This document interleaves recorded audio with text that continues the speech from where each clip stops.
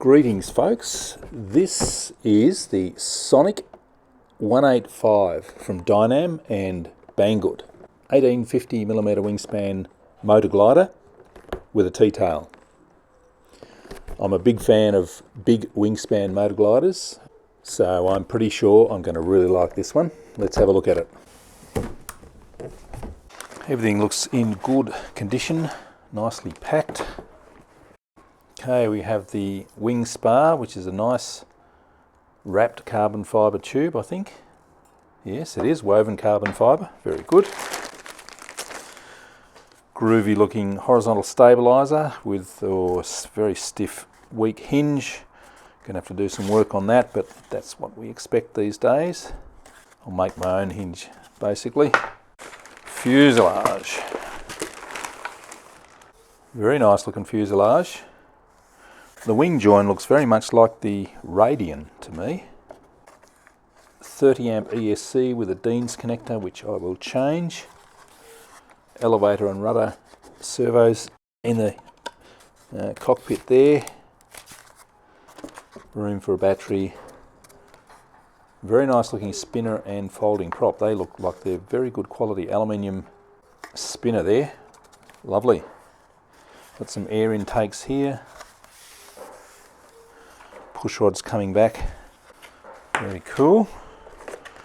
Carbon fibre look canopy, yeah, very cool. Some nice decals here, if you like orange, and the nice big wings here.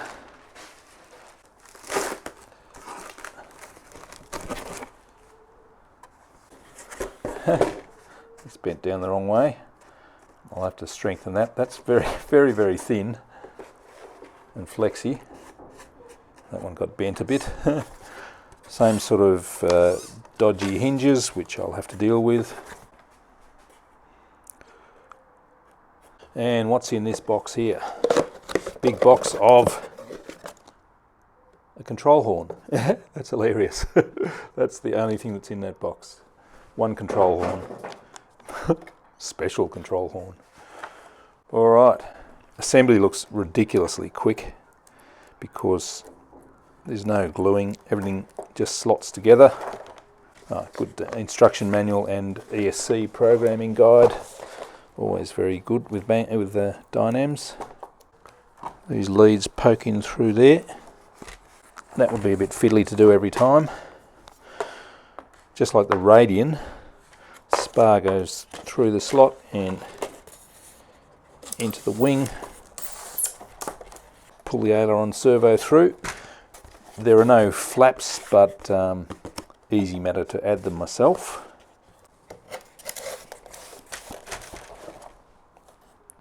A lot of models don't need flaps, but heavier planes and very efficient gliders do benefit from flaps.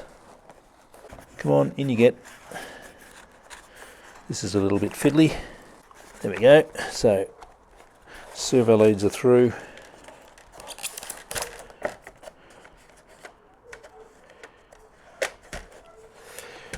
Just pull them through so they don't bind up in the wing mount.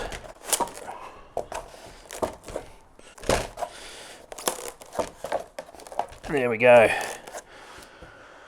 So that basically is the wing mounted.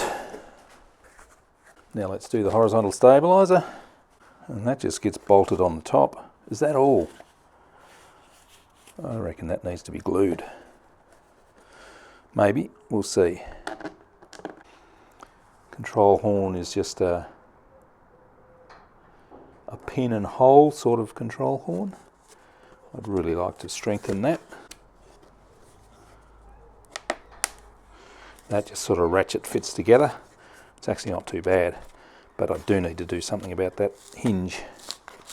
That is not a hinge. Oh, yuck! That's terrible. All right, I'll have to reform that hinge.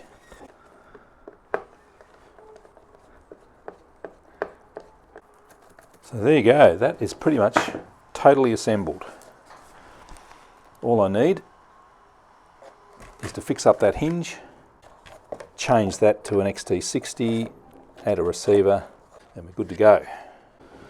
There it is, assembled. That's impressive. For the elevator, I'm going to use this reinforced tape to make the top of the hinge.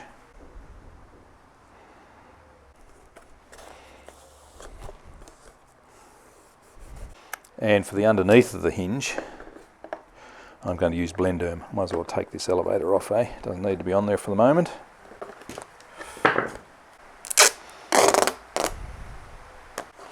And I use Blenderm because it's on the bottom, on the inside of the hinge, because it's nice and thin and flexible. So it doesn't restrict the movement of the hinge at all. And it sticks very well indeed. Now I'd recommend you do this before you actually flex the hinge so that you don't get all that roughness there. But that's going to do the job. Now of course I should have fitted the elevator first, but you can actually do it like that, that's fine. Elevator push rod I'm talking about, of course. That's good. Now I'm just going to use a servo tester to check all the servos are working okay and connected up the right way around. Right aileron is good. Left aileron is good. Now they've actually given us a Y lead, but they've connected the elevator and rudder for some reason. That's a bit silly. That obviously is meant to go on the aileron, but I won't use it on the aileron anyway. I'd prefer to have them separately controllable so I can do brakes and flaps and things. Rudder's good. Elevator, no worries at all. I have connected up a 6-channel receiver. I'm going to calibrate the ESC by putting the throttle on full.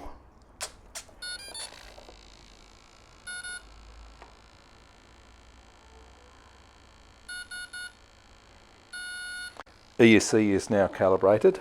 Now to get the CG right, I have a couple of little lead weights here.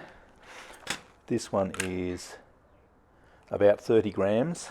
I have a 3S 1300 in there. 30 grams sitting up on the tail there. Puts the CG in just about the right position.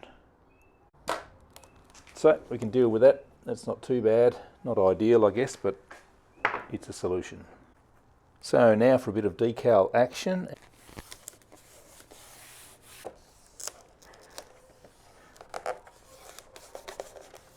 I think that'll do me for decals for the moment. I'm not a big decal applier anyway.